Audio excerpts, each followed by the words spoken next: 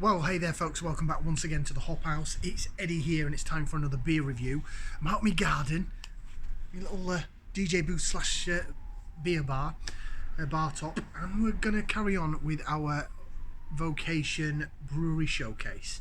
So I said, instead of calling it Vocation Week or Vocation Month, I'm going to call it a Brewery Showcase, where we look at some beers that I picked up either direct from the breweries that I got from a particular brewery, just to highlight what they can do, really. You know me in Vocation, I love my Vocation beer. I've done loads of them anyway. If you're new to this channel, by the way, welcome along to the Hop House. We'll call that, so we like hoppy beer, we like house music. If you like either of those or both, then feel free to give us one of those. Give us a like, share, subscribe to this channel. It sounds like your cup of tea. Right, beer number 2 of the Brewery Showcase. Are you ready? Okay, now this was a special edition. It was released earlier in the year. We're now in September.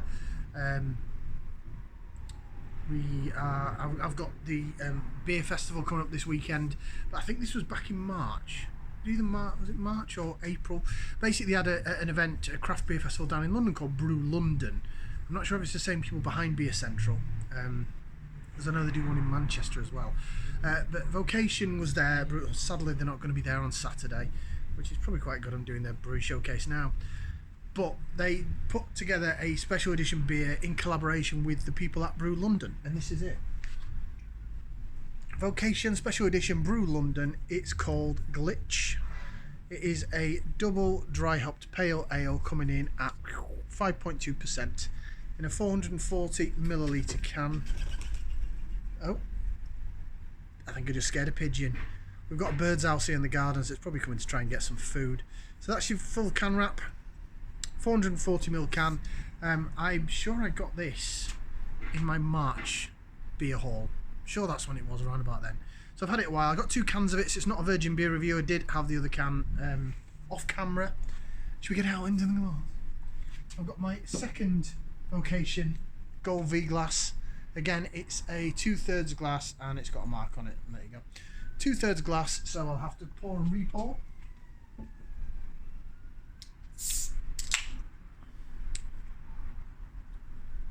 Bit of smoke arising, bit of CO2 release on the opening of the can. Beer in the glass. Now this looks more like a pale ale. That mango one I just did was very sour-esque. This, look at that. Put that can down a minute. This is more like it. It's actually beer in the glass. We've got a sort of light orangey golden colour, fluffy white head. Did have some bubbles going up the side, but it sort of calmed itself down a bit, which I like. Jig it around a bit in the glass. Jig, jig, jig, jig, jig. Sorry, I didn't do any laser vision on the last video, but to be fair, there was no bloody head. It buggered off, so there's no point. That looks pretty decent, actually. Look at that. As I say, I have had the other can, so it's not a virgin beer review, but I had it a few months ago, and I can't remember what it was like. My memory sometimes can be absolutely abysmal. Right, should we go for some aroma? Let's put that into there. Let's give it a whiff. See what we can sniff. Ooh. Get some pininess and some grapefruit. Piney and grapefruity is the main thing I'm getting at the minute. And I'm getting a bit of earthiness. I always seem to get earthiness with beer. I've got a very palatable nose for earthy and grassy vibes. A little bit of lemony lime, maybe a little touch of mango, but it's more piney and grapefruity and earthy. We've got a little bit of sweetness then. Stand by. Maybe a little bit of bubblegum vibe. Maybe there's mosaic in this. There was mosaic in the last beer. Right, let's give it a try. See what Hot Fuss is about. So bottoms up, down the hatch.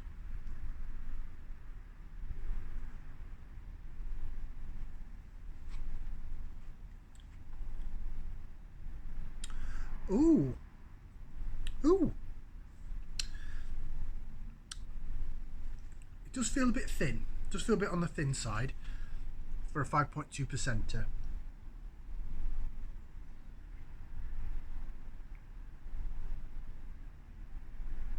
Mouth feels nice and soft. Some nice flavours through the middle of the beer. It's double dry hopped, so very tropical. So I'm picking up maybe some mango, maybe that's still in my mouth from the last beer, but it's a lot sweeter. Picking up some mango, some pineapple, grapefruit's there. The pininess is sort of there in the aftertaste. There's more in the smell than in the taste. Real tropical smelling now. Bloody fly attacking me. Mango and orangey. A little bit of peach as well, actually.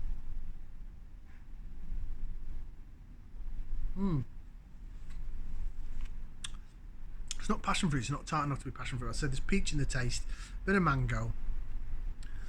That grapefruit comes in towards the end.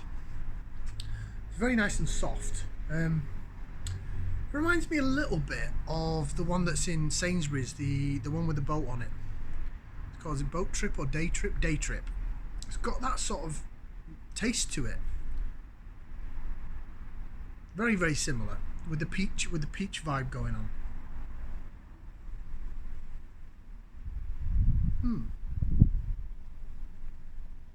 That's a very pleasant drink. I like it, I like it.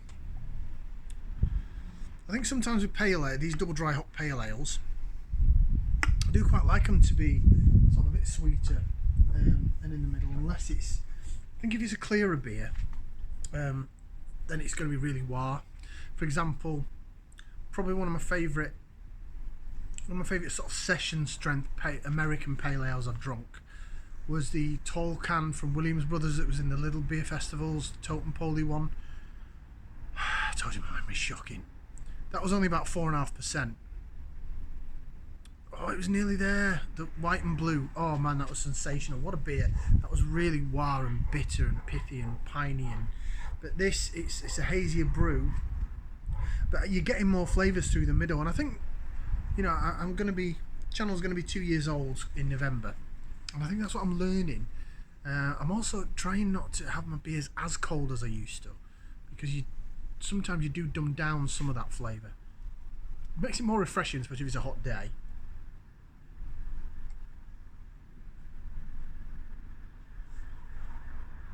But right now, loads of, it's all around your mouth. Sweetness down the middle of the tongue, down the sides of the tongue. It sort of goes a bit all over the place and it sticks to the sides of your mouth. That is a really nice, the more I'm drinking that, the more I'm really liking it. Definite peach, mango. Peach and mango vibes, bit of orange. There is some grapefruit there, but it's quite minimal. It's more the sweeter peach and mango that you're getting. It's a lovely, lovely drink. Glitch. It's got Frenchie on it. Right, let's read what it says. Glitch. Think you're seeing double? You'd be right with this juicy Brew London collaboration. Double the hops means double the flavour, brewed with London fog yeast. Excuse me. Hazy, hoppy and soft. It says expect citrusy notes of grapefruit, orange and lime, complete with a soft, juicy finish. And the hops are Amarillo and Citra. My camera will pick that up. That's what it says there. I was getting more peachy. Getting some orange. Wasn't really getting lime. I was getting grapefruit though. Definite peachy vibes for me though. Definite peachy vibes. Peach ready for the beach. Smells really sweet though. Like tropical sweet.